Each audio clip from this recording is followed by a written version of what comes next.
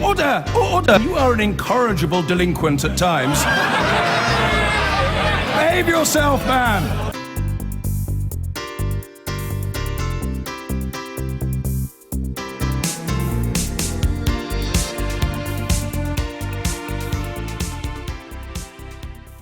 Whether he actually said anything, apparently it was a massive media scrum, which won't surprise you. Let's just watch and see what happened. When I say watch and see what happens, I hope it's more interesting than this, because basically not a lot's happening. But I'm told that, oh, there we have it. Let's listen. A massive, massive thanks to every single voter today who had the guts to defy their party political leaders, to defy the establishment, to defy the elites and to defy the big boys.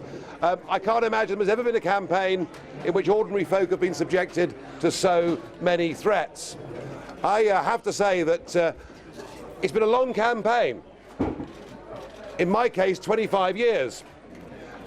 And whatever happens tonight, whoever wins this battle, one thing I'm completely certain of is we are winning this war. Euroscepticism was considered to be fringy, fruitcakey, to quote the Prime Minister. Pretty odd. And now it looks like tonight, maybe just under half, maybe just over half the country is going to vote for us to leave the European Union. I promise you this, if the result is that we vote to leave, we must make sure the government carries out the will of the people. If the vote is we haven't quite made it, then we've got a lot to look forward to as continued EU members. Tomorrow, Mrs Mogherini, the Foreign Affairs Minister, will launch their big new global initiative, including defence. Next week, talks begin for Turkey to join the European Union, and in July or August, we look forward to the third Greek bailout. And what has dominated this campaign has been an issue that Westminster finds very difficult to talk about. An issue for which I have been demonised for much of the last 10 years, but an issue, and I shall never remember going to Bolton and a lady grabbing my hands with tears in her eyes and saying, why doesn't the Prime Minister come and see what he's done to our lives, how he's changed our community, what he's done to the prospects of our kids getting jobs or school places or houses? And that issue, if we do vote to remain, is one that is not going to go away. The Eurosceptic genie is out of the bottle, and it will now not be put back. But perhaps even more remarkably, the biggest change from this referendum is not what's happened in the United Kingdom, it's what's happened across the rest of the European Union. We now see in Denmark, in the Netherlands, and even in Italy, up to and around 50% of those populations want to leave the European Union. I hope and pray that my sense of this tonight is wrong.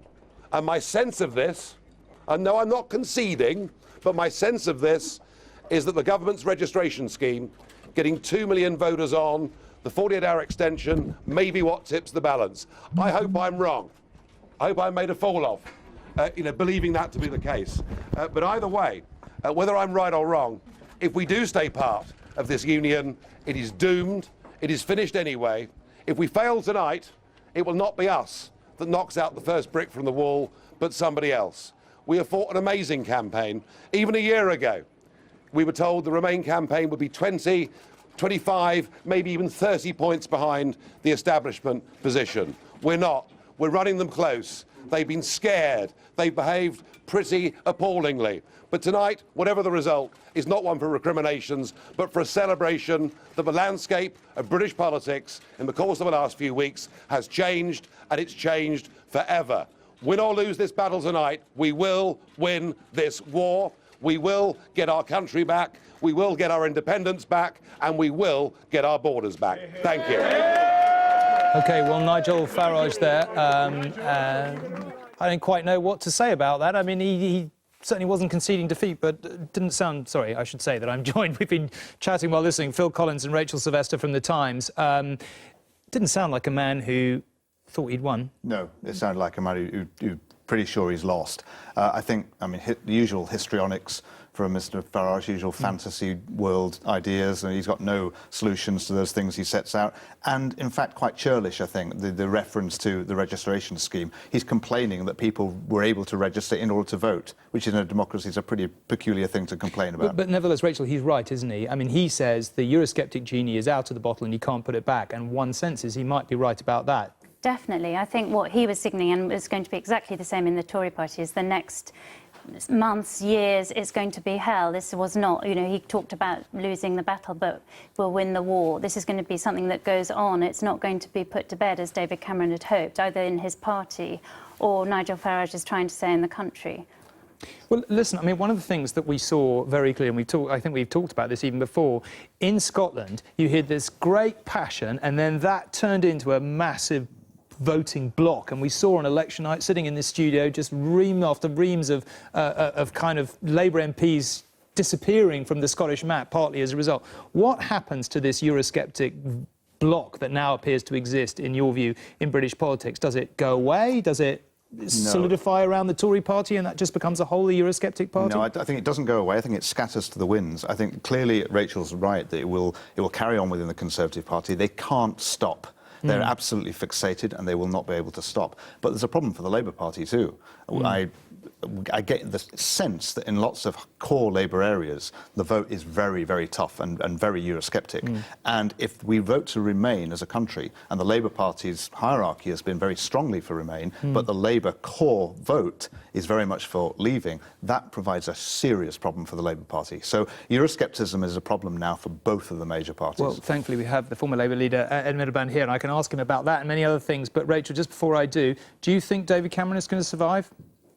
It depends on the scale of the result and what the numbers are. Let's say he wins, which arguably is the trickier one for him in the short term. If he wins, do you think he'll see it out? I think he will, definitely, for a year, 2 years. I think Brexit, obviously, I think he's gone very quickly. But I think if he wins, even with a fairly narrow majority, he can tough it out. And I think even the Brexit MPs who were on the other side to him will rally around, at least in the short term, and shore up his leadership.